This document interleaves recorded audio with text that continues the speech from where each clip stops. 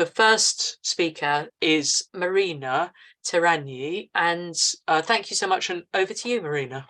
As you know, in Italy, for the first time, there is a woman prime minister, Giorgia Meloni, a right-wing woman presiding over a right-wing government. The news was a shock because no left-wing woman has ever held such an important political role, and the vast majority of us feminists have a left-wing history. But the dialogue with the left has been broken for years, precisely on the issue of gender identity in Italy as in many other countries around the world. In particular, women politicians of the left have made a trans-feminist choice, a choice also confirmed by the candidacy as leader of the Democratic Party, forever the largest party of the Italian left, of a young woman, Ellie Schlein, who is openly trans-feminist. This situation has created many conflicts in feminism. Prime Minister Giorgia Meloni is openly gender critical, but a part of us refuse to dialogue with a right-wing woman. This is not my case. I keep the dialogue open. Among us radical feminists, there is also the Minister for Equality, Eugenia Roccella, with whom we have been collaborating from a long time. But for a part of us, this dialogue is impossible. The fear of breaking with the left, of taking note of what the left has become, is too great. I think is the same everywhere. The fact that the new Italian prime minister is gender critical means that if her government lasts for 5 years, we will never hear of gender identity laws again. This is very good, even though Italy is caught between Spain and Germany, which are on their way to passing trans laws, and even though Europe continues to push hard in this direction. I know that Sisters of Women's Declaration UK are working hard on the goal of repealing the Gender Recognition Act.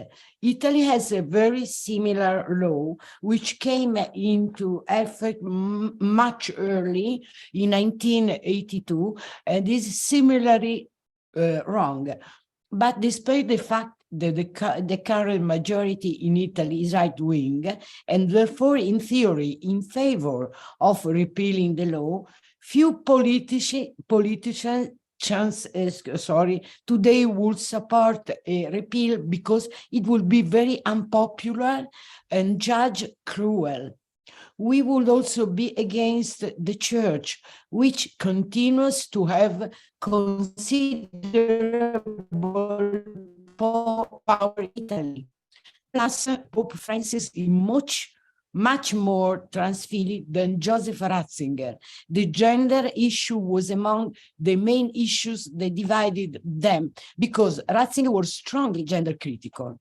So we had to work very hard and carefully in UK as well as in Italy and everywhere to build a solid legal alternative to our laws, keeping on the horizon the repeal of this kind of laws.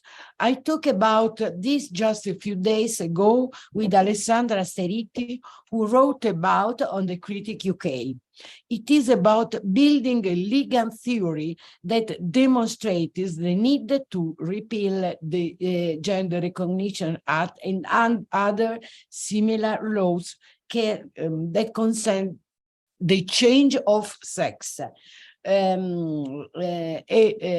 Reconfigure gender identity as a right to freedom of fact and expression. In other words, it's about resuming with great force the struggle of feminism in its origins against gender stereotypes. Everyone must be free to signify himself as she or he wants, without claiming to be recognized as being of a sex different from her birth sex, wresting this freedom from the market, because business is what it is about, as Jennifer Bilek teaches. Other issues on which Giorgia Meloni is very combative are surrogacy and puberty blockers for girls and boys. Surrogacy for Meloni is a form of slavery and market. In our law, in Italia, surrogacy is a crime, but only if carried out in Italy. Giorgia Meloni intends to make it a universal crime that is punishable even if carried out abroad. On puberty blocker, just a few days ago, we recorded an important news. For the first time in our country, a major scientific body, the Italian Psychoanalytic Society, took a stand against the affirmative model with arguments very similar to those brought in the UK against the Tavisto Clinic, and in Sweden against the Karolinska Institute. Even though the president of Italian Psychoanalytic Society, Sarantis Stanopoulos, in this hour is violently under attack by other scientific societies. This means that even in Italy, the affirmative therapy front, which up to now has been very strong, is beginning to lose steam. So it can be said that today Italy is a gender-free country, and we will love to organize and invite you to an international meeting in Venice, Rome, or some other city to declare us a gender-free nation. In short, the hospitable country for all women in Europe and around the world who are fighting against this erasure. Let's see if we can organize it. It will be a great symbolic significance and would have international resonance. We know very well that if the government changes, if we had a leftist majority, the trans lobby would come back to press and find a hearing again in Italy too. We are especially concerned about the situation in Spain, a country that is very close to Italy in culture and history, where the leftist majority intends to bring the horrible lay trans to sweet and final approval. I am very anxious to listen to Amparo to see where they stand. It is impossible not to observe that, unfortunately, is precisely leftist women politicians who support trans activism. Paradoxically, it's easier to find a listening ear in leftist men than in women. It is very disorienting for us who have chosen separatist policies, knowing full well that even when they are on our side, men intended to use us. But with left-wing women, it is absolutely impossible to confront. The truth is that even if the right shares some of our goals, there are things at the bottom of their street that are very different from what we see at the bottom of our street. It is, shall we say, a mutual instrumentality. Today, we don't find adequate representation either on the right or the left. As Andrea Dworkin said, it only changes where males place their boots on our body. This is true for as feminists, but is equally true for all women. Feminism produced and anticipated the crisis of representative politics. Are there similarities among us women to make us a coherent set of political interests?